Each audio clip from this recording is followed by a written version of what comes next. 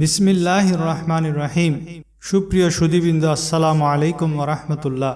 আজকে সূরা কাফিরুনের এমন এক জবরদস্ত ওজিফা আপনাদের সামনে তুলে ধরব, যেই ওজিফাটি প্রত্যেকেই খুঁজে, প্রত্যেকেরই দরকার। তাই খুব মনোযোগ দিয়ে সম্পূর্ণ আলোচনাটি শুনবেন, তাহলে এই ছোট্ট সূরাটির ওজিফা আপনি জেনে সেটা আমল করে প্রতিটা ক্ষেত্রে আপনি উপকৃত হতে পারবেন। হযরত জুবাইর ইবনে মুতঈম রাদিয়াল্লাহু তাআলা আনহু বলেন, একবার রাসূলুল্লাহ সাল্লাল্লাহু আলাইহি ওয়াসাল্লাম আমাকে বললেন, তুমি কি চাও যে সফরে গেলে সঙ্গীদের চেয়ে অধিক সুখে স্বাচ্ছন্দ্যে থাকো এবং তোমার আসবাবপত্র বেশি হোক? আমি জবাব দিলাম, ইয়া রাসূলুল্লাহ সাল্লাল্লাহু আলাইহি ওয়াসাল্লাম, আমি অবশ্যই এরূপ চাই। তিনি বললেন, কোরআনের শেষ দিককার 5টি সূরা, সূরা কাফিরুন, সূরা নাসর ইজা জাআ নাসরুল্লাহি ওয়াল ফাত, সূরা ইখলাস কুল হুয়াল্লাহু শরীফ, সূরা ফালাক কুল আউযু বিরাব্বিল ফালাক, সূরা নাস কুল আউযু বিরাব্বিন নাস পাঠ করো এবং প্রত্যেকটি সূরা বিসমিল্লাহ বলে শুরু করো, বিসমিল্লাহ বলে শেষ করো। অর্থাৎ বিসমিল্লাহির রহমানির রহিম বলে শুরু করবেন, সূরাটি পাঠ শেষ হলে আবার বিসমিল্লাহির রহমানির রহিম পড়বেন, তারপর আবার বিসমিল্লাহির রহমানির রহিম পড়ে আরেকটা সূরা শুরু করবেন, সেই সূরা শেষ করে আবার বিসমিল্লাহির রহমানির রহিম পাঠ করবেন। এভাবে প্রত্যেকটা সূরার শুরুতেও বিসমিল্লাহ পড়বেন, শেষেও বিসমিল্লাহ পড়বেন। এভাবে কোরআনের সর্বশেষ 5টি সূরা পাঠ করার জন্য নবী করিম সাল্লাল্লাহু আলাইহি ওয়াসাল্লাম হযরত জুবাইর ইবনে মুতঈম রাদিয়াল্লাহু তাআলা আনহুকে উপদেশ দেন এবং এর দ্বারা কি ফায়দা হবে সেটাও নবী করিম সাল্লাল্লাহু আলাইহি ওয়াসাল্লাম বলেছেন। তো হযরত জুবাইর রাদিয়াল্লাহু তাআলা আনহু বলেন, এর আগে আমার অবস্থা ছিল এই যে আমি যখন সফরে যেতাম আমার পাথেয় কম হয়ে যেত, আমি সঙ্গীদের, আমার সাথে যারা ছিল আমার সঙ্গীদের তুলনায় আমি দুর্দশাগ্রস্ত হতাম।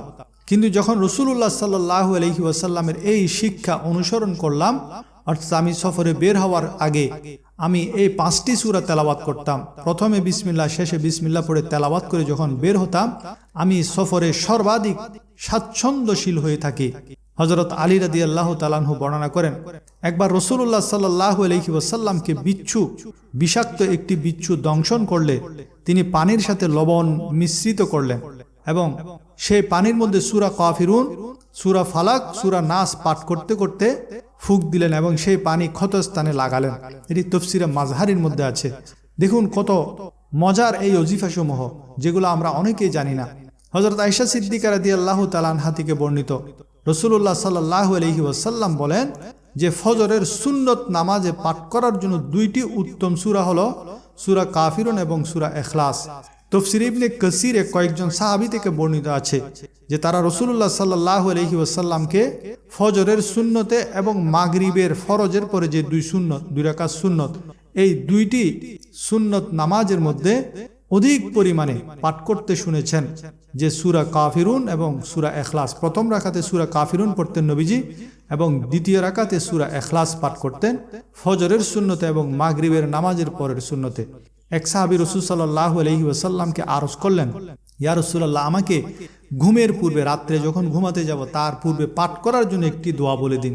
তখন নবী করিম সাল্লাল্লাহু আলাইহি ওয়াসাল্লাম সূরা কাফিরুন পাঠ করতে আদেশ দিলেন এবং বললেন, এটা শিরিক থেকে মুক্তিপত্র, অর্থাৎ এই সূরা যদি আপনি পাঠ করেন তাহলে আপনি শিরিক থেকে মুক্ত থাকবেন। সুতরাং আমরাও যদি সফরে যাওয়ার আগে কোরআনের সর্বশেষ 5টি সূরা, সূরা কাফিরুন, সূরা নাসর, সূরা ইখলাস, সূরা ফালাক, সূরা নাস পাঠ করি, তাহলে আমরাও সফরের মধ্যে, বিদেশে যারা সফরে যান, যারা মুসাফির হন, যারা কোথাও বেড়াতে যান কিংবা যারা প্রবাসে থাকেন, তারা যখন এই 5টি সূরা পড়ে ঘর থেকে বের হবেন, তাদের এই সফরে, এই বিদেশের সফরে, প্রবাস জীবনে তারা অন্যান্যদের তুলনায় সচ্ছলতার সাথে থাকতে পারবেন। তাদের মাল সামানা আল্লাহ তাআলা বরকত দান করবেন, তাদের কামাই রুজির মধ্যে বরকত দান করবেন।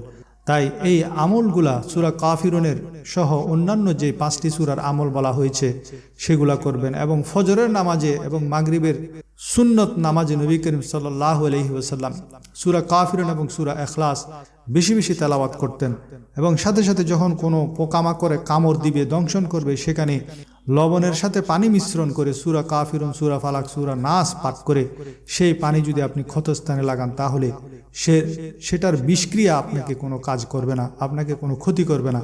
আল্লাহ রাব্বুল আলামিন সূরা কাফিরুন এই সূরার চমৎকার ওজিফাসমূহ আমলসমূহ যা নবী করিম সাল্লাল্লাহু আলাইহি ওয়াসাল্লাম থেকে প্রমাণিত তা অধিক হারে পালন করার আমল করার আমাদেরকে তৌফিক দান করুন আমিন।